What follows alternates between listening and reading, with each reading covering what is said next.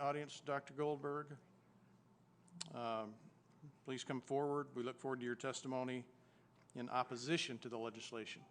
You have 5 minutes, ma'am. Please proceed. And committee members, thank you very much for the opportunity to speak. I'm Sharon Goldberg. I'm an internal medicine physician. I've practiced medicine for 21 years, and my background is mostly academic, internal medicine, hospital-based, clinical research, and medical education. I am going to skip many of the things I wanted to say because I didn't realize it was only 5 minutes. Wireless radiation has biological effects, period. This is no longer a subject for debate when you look at PubMed and the peer-reviewed literature. These effects are seen in all life forms: plants, animals, insects, microbes. In humans, we have clear evidence of cancer now. There is no question.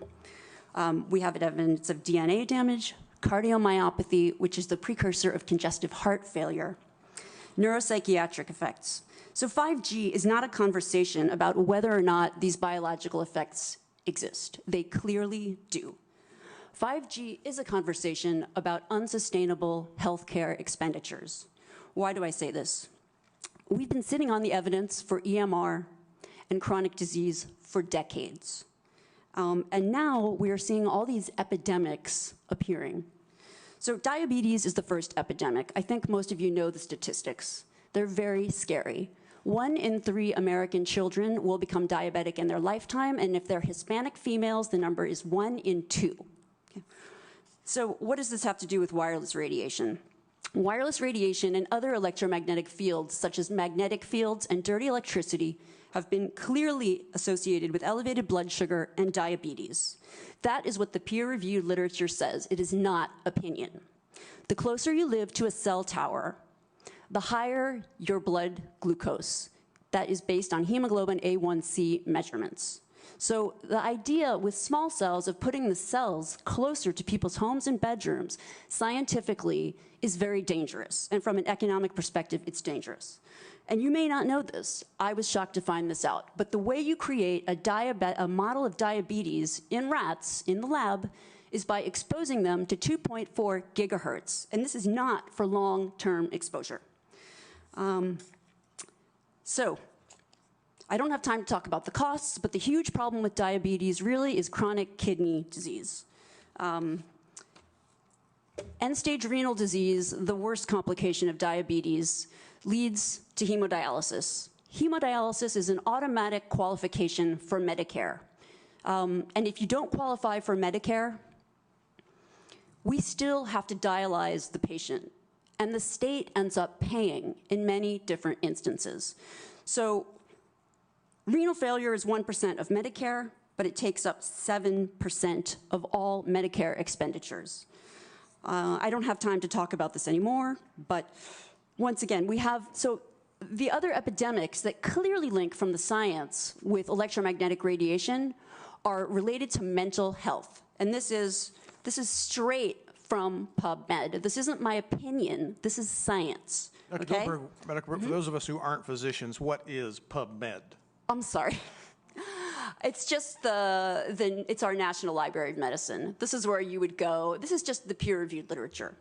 So we have 3 epidemics that clearly, they're essentially one epidemic. We have deterioration of mental health in the United States. And if you look really at the science, what does it show? And these epidemics are our suicide epidemic,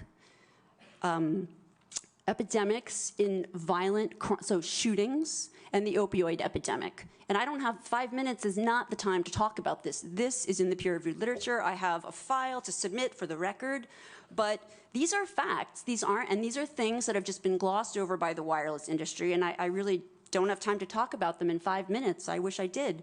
But we need to examine our epidemics in the context of our EMF exposures. What does that mean? That means that the CDC, tracking these epidemics, we need to start measuring how much radiation are people being exposed to. And before we roll out 5G, and this means there are 4 kinds of electromagnetic fields that we know are harmful to human health.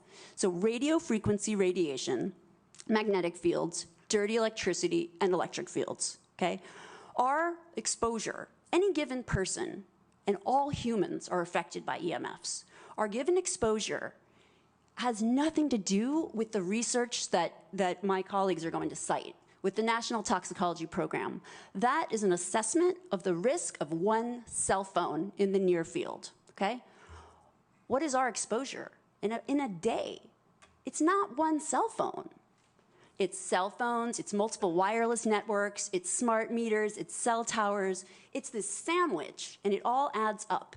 And this is a serious problem for occupational health, public safety, and personal safety. And I feel that it's irresponsible to be even talking about the Internet of Things and rolling out a new untested technology when we're not even measuring what are our current exposures from the current networks. Doctor, appreciate your testimony. Would you again provide us with your credentials? You said at the beginning. Yes, I'm an MD. I'm board certified in internal medicine.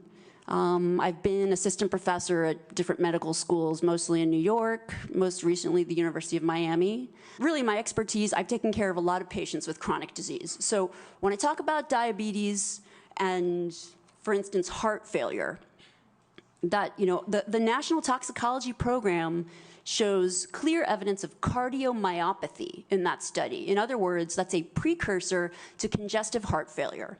And I want to just read one thing, if you'll allow me. This is from the United States Renal Data System, Healthcare Expenditures for Persons with Chronic Kidney Disease. So over half of the 2015 Medicare spending for beneficiaries aged 65 and older was for those who had diagnoses of CKD, diabetes mellitus, or heart failure. All three of these conditions, when you look as an independent scientist, not someone who's funded by wireless, all of those three conditions are linked. So diabetes and heart failure are linked with EMF exposures. It's very clear. Doctor, what are you're a trained medical professional? Yes. We don't have one on the panel. What are we to make of the American Cancer Society, for example, telling us there's no evidence of harmful product? Well, at this point, there's a national and international 5G appeal. I don't know how many thousands of people have signed. But the point is that many of these organizations have conflicts of interest. And I can't speak to, I don't know who's on their board, who made these decisions. My testimony comes from, I've been reading this literature for years. And really, I got interested in it because I've spent my career taking care of so many patients who were sick in the hospital that when I found out about the links, I was just shocked. I couldn't believe it. So I've read these articles myself, and the experts who don't work for telecom and who are in their independent research, everyone comes to the same conclusion. This isn't, we're not in a place where we should be debating this anymore. This is exactly what happened with tobacco. It's the exact same thing. And really, right now, the only people protecting, the only people who are able to protect Americans are our legislators, because we don't have any relevant regulatory guidelines to protect human health. The FCC guidelines were developed for short-term exposures, 6 minutes, 30 minutes, depending on it's a phone or an outdoor exposure. And they have absolutely no connection to the biological effects that have been very clearly summarized in the Bio Initiative. That's a huge document generated. All of the summaries are there. And I've got it here for you if anyone wants to read it. But in academic medicine, we have a name for what's happening now with 5G. This is called, and what has happened with wireless communication, this is called, 5G is an untested application of a technology that we know is harmful. We know it from the science. This is, in academics, this is called human subjects research. Human subjects research is very tightly regulated. You can't just roll out some type of a research project on human beings unless, A, you have their informed consent, so they understand the risks and benefits, and B, you have the approval, like someone has actually, examined the literature and said, okay, this research project, we believe that it's safe. There's no evidence in the science to indicate that it would not be safe. We have decades of evidence to show that it is not safe. Thank you, Dr. Goldberg. Thank you. And very briefly, if you can, what do you mean by conflict of interest? I mean that, so I've taught, one of the things that I taught in medical school is evidence-based medicine, so teaching medical students and residents how to critically evaluate the literature, the science. And one of the first things that you teach residents is that you always have to look at the funding. So, and you can read about it. Marcia Engel, the editor of New England Journal, just wrote a great op-ed in the New York Times about researchers who are funded by private industry. The results of their research are much more likely to support whatever it is that is being funded. That's clear. Representative Garrett has a question. Yes. Good morning, doctor. Just Good a morning. really quick question. What is the normal RMF that individual could be exposed to? And if these small cells are installed, what is the prediction of how much RMF the human body would experience? And then the second question would be, if we know that RMF is a issue, do we limit the amount of exposure that